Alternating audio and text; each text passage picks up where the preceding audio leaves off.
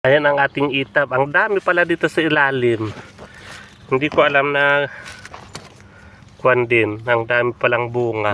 Ayan, ang dami ko nang kinuha dyan. Ayan ang aking na-harvest na bunga ng itab. So pag mag-harvest ng itab, kasi kuwan, ikakat na lang na ganyan.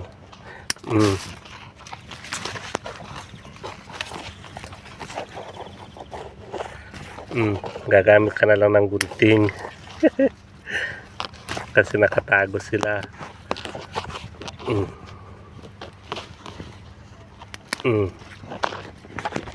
Maganda yung itab na to kasi sitting, hindi na siya akyat ang akyat.